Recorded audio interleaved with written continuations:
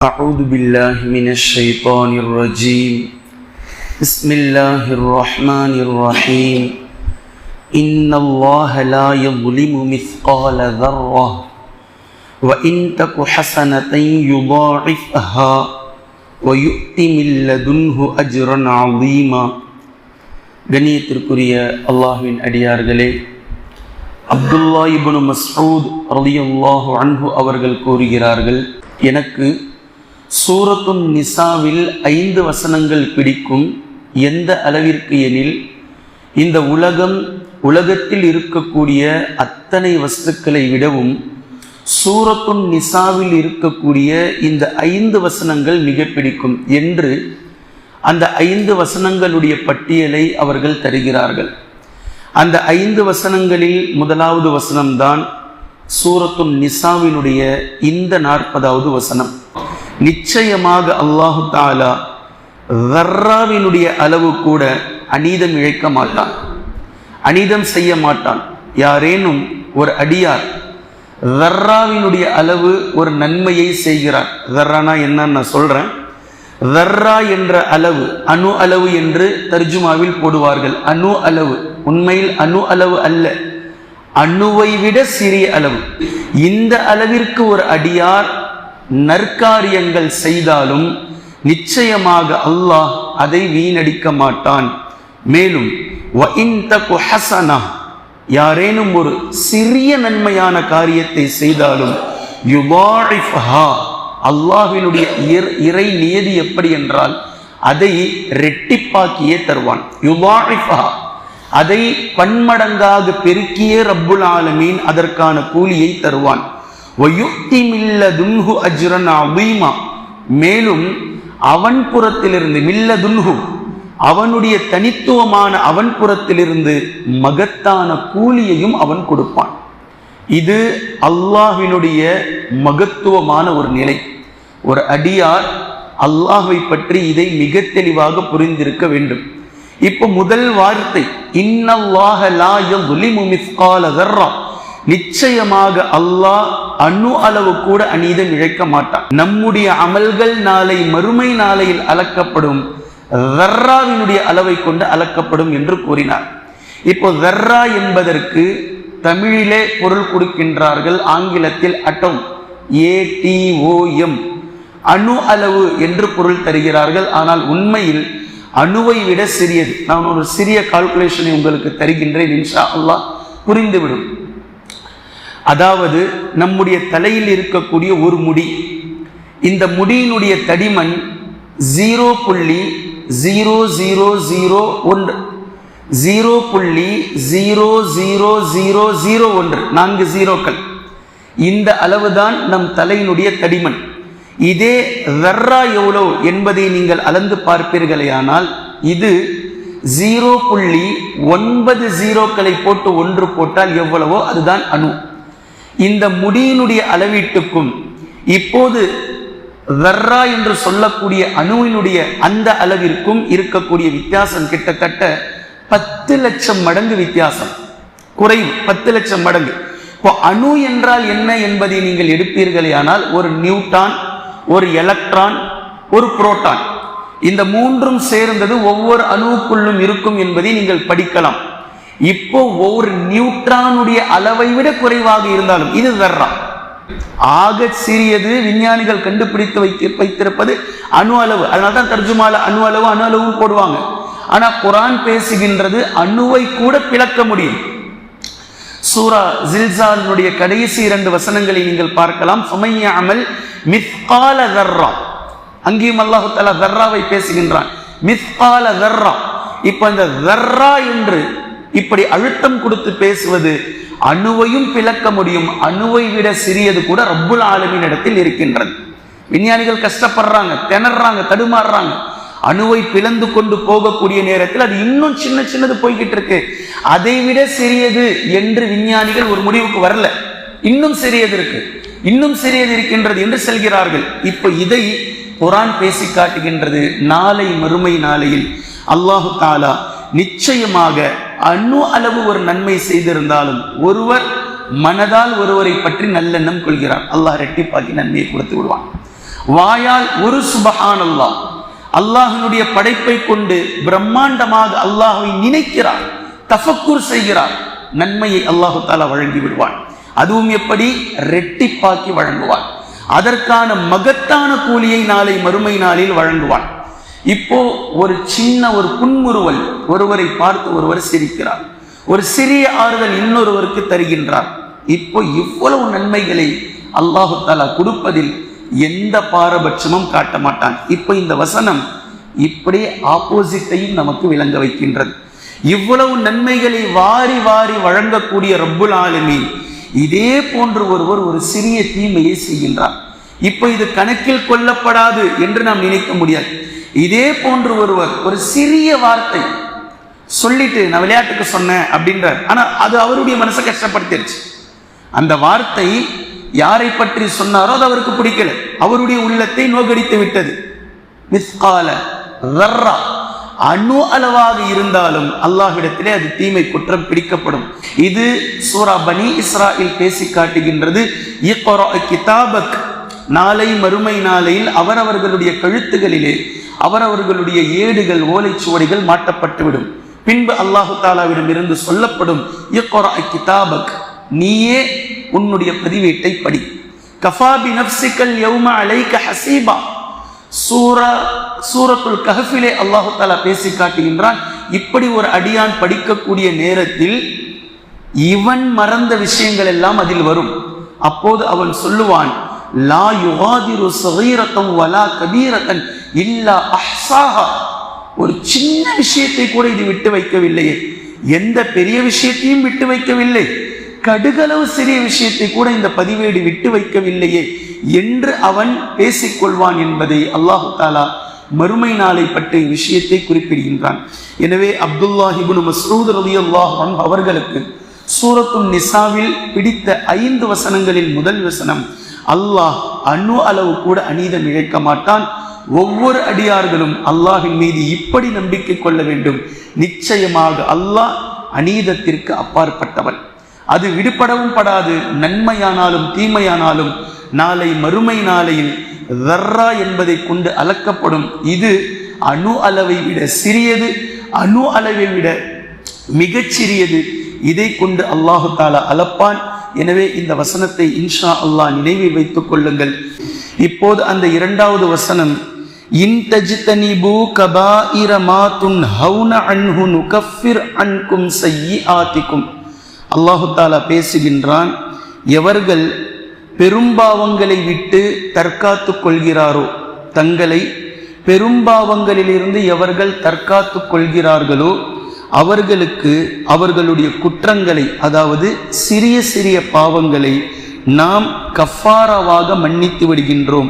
மேலும் வனுதுஹில்கும் முதுஹலன் கரீமா, கண்ணியமான சங்கையான சொர்க்கத்திலே அவர்களை நாம் நுழைவிப்போம் என்று அல்லாஹு தஆலா பேசக்கூடிய இந்த 31வது வசனத்தை நீங்கள் பார்க்கலாம். ஹதீஸ்களிலும் குர்ஆனிலும் பல இடங்களில் நீங்கள் பார்க்கலாம், ஒரு அடியார் நன்மையான ஒன்றை செய்வாரையானால் அவர் செய்த தீமையை அல்லாஹு தஆலா அழித்து விடுகின்றான். ஒரு நன்மை அவர் ஏற்கனவே செய்த சிறிய தீமைகளை, குற்றங்களை அது அழித்துவிடும். நபி ஸல்லல்லாஹு அலைஹி வஸல்லம் அவர்கள் கூறினார்கள், ஒரு ஃபர்லான தொழுகைக்கும் இன்னொரு ஃபர்லான தொழுகைக்கும் இடையில் இருக்கக்கூடிய சிறிய சிறிய பாவங்களை அல்லாஹு தஆலா மன்னித்து விடுகின்றான். அதாவது ஒரு ஃபர்லான தொழுகை அடுத்த ஃபர்லான தொழுகை வரைக்கும் வரக்கூடிய தொழுகை வரைக்கும் இது கஃபாராவாகும் என்று கூறினார்கள். அதே போன்று ஒரு ஜும்ஆவை ஒருவர் தொழுகிறார், அடுத்த ஜும்ஆ வரைக்கும் இது அவருக்கு கஃபாராவாகும் என்று கூறினார்கள்.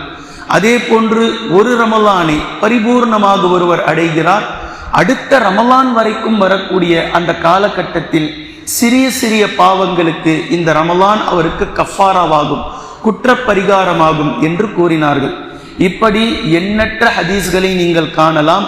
இதைத்தான் அல்லாஹு தஆலா குர்ஆனிலும் யுகஃபிரு அன்கும் ஸய்யிஆத்திக்கும் நுகஃபிரு அன்கும் ஸய்யிஆத்திக்கும் என்ற இந்த வார்த்தைகளை நீங்கள் குர்ஆனில் பல இடங்களில் நீங்கள் பார்க்கலாம். அதாவது அவர்கள் செய்த குற்றம் குறைகளை நாம் நீக்கி விடுவோம், அழித்து விடுவோம், கஃபாராவாக ஆக்கிவிடுவோம். அப்படி என்றால் அவர்கள் செய்யக்கூடிய நன்மைகளை கொண்டு வந்து அவர்களுடைய சிறிய சிறிய தீமைகளை நாம் அழித்து விடுவோம் என்பதை அல்லாஹு தஆலா குர்ஆனில் பல இடங்களில் பேசுவதை நீங்கள் காணலாம். இப்ப இந்த இடம் பாருங்க, சுப்ஹானல்லாஹ், எல்லாவற்றை விட ஆச்சரியமானது. இப்ப இங்க நம்ம எதுவும் செய்யாமல் இருக்க போகின்றோம். என்ன செய்யாம இருக்க போறோம்?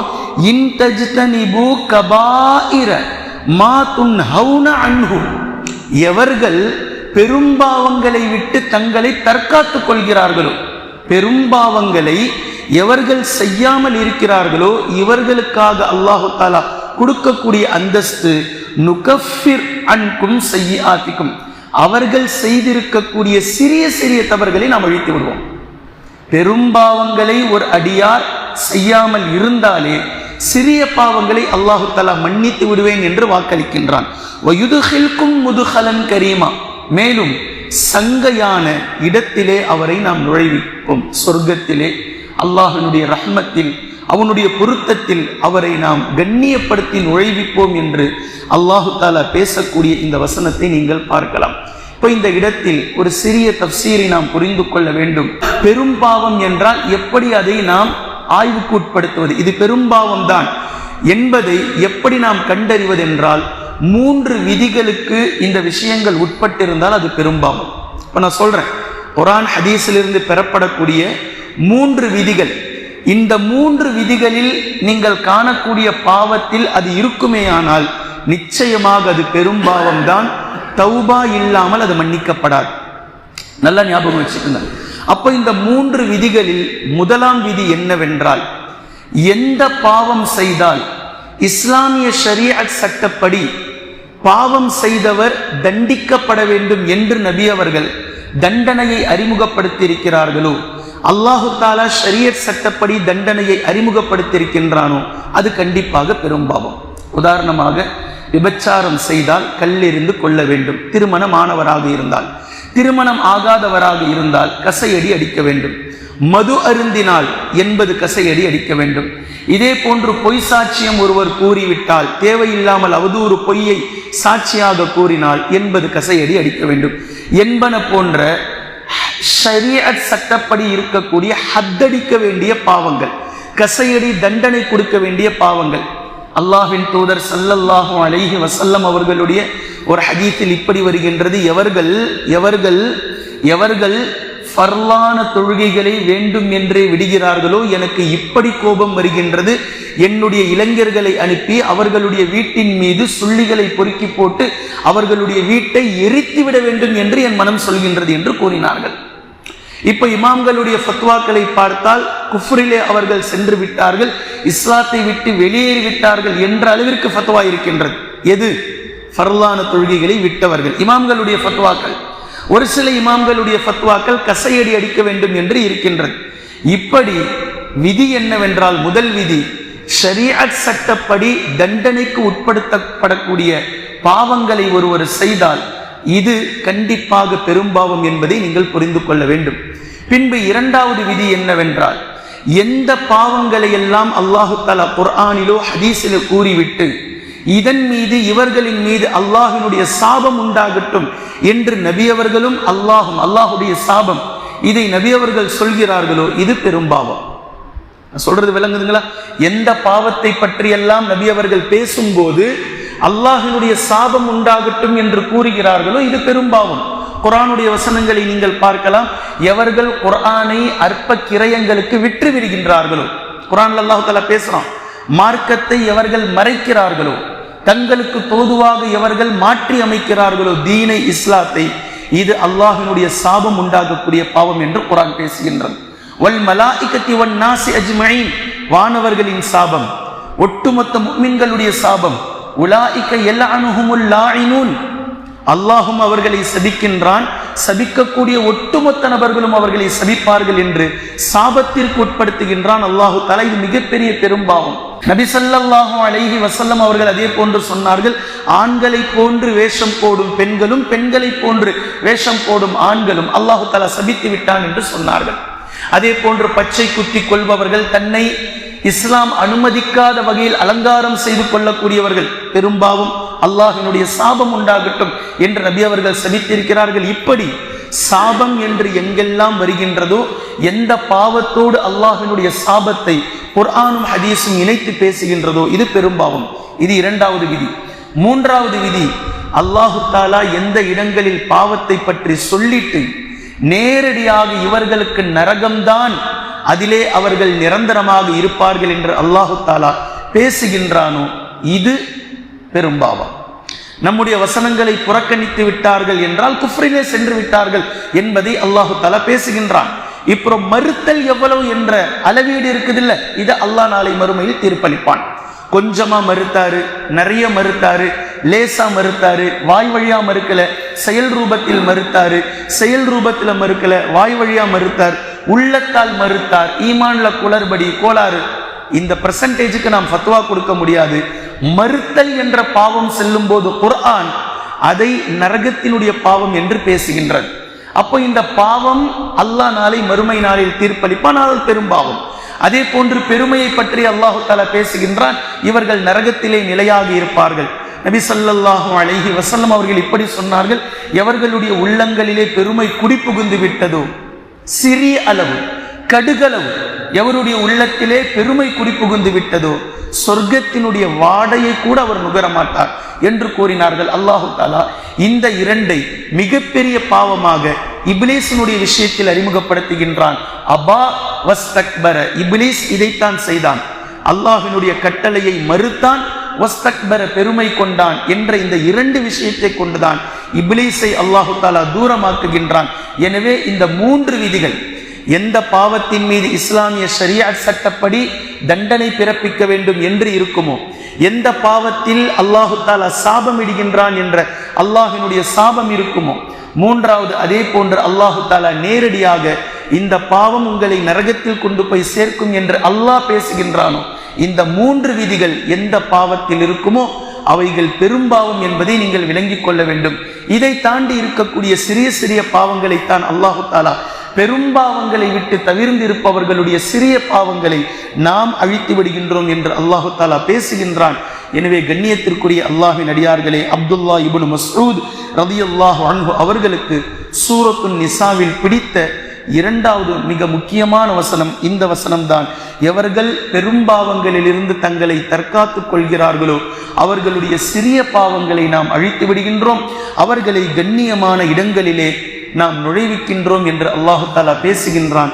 அல்லாஹு தஆலா சிறிய பாவங்களாக இருந்தாலும் பெரிய பாவங்களாக இருந்தாலும் அல்லாஹ்விற்கு எது வெறுப்பானதோ, அல்லாஹ்விற்கு எது பிடித்தமில்லையோ, ஒட்டுமொத்தமான பாவங்களை விட்டும் தூய வாழ்க்கை வாழக்கூடிய நல்லடியார்களுடைய பட்டியலில் சாலிஹீன்களுடைய ஜமாத்தில் அல்லாஹு தஆலா நம்மை சேர்த்தருள் புரிவானாக. தெரிந்தோ தெரியாமலோ நாம் செய்துவிட்ட பாவங்களுக்கு அல்லாஹு தஆலா நம்முடைய மௌத்துக்கு முன்னால் நாம் அவனிடத்திலே தௌபா செய்து நம்முடைய பாவங்கள் மன்னிக்கப்பட்ட நிலையில் மரணத்தின் மூலம் அவனை சந்திப்பதற்கான தௌஃபீகை அல்லாஹு தஆலா நமக்கு ஏற்படுத்தி தருவானாக. குர்ஆனையும் ஹதீஸையும் தெளிவாக பின்பற்றக்கூடியவர்களாக அதை நடைமுறைப்படுத்தக்கூடிய நல்லடியார்களில் அல்லாஹ் நம்மை ஆக்குவானாக. சுப்ஹானக்கல்லாஹும்ம பிஹம்திக அஷ்ஹது அல்லா இலாஹ இல்லா அன்த அஸ்தக்ஃபிருக வ அத்தூபு இலைக்.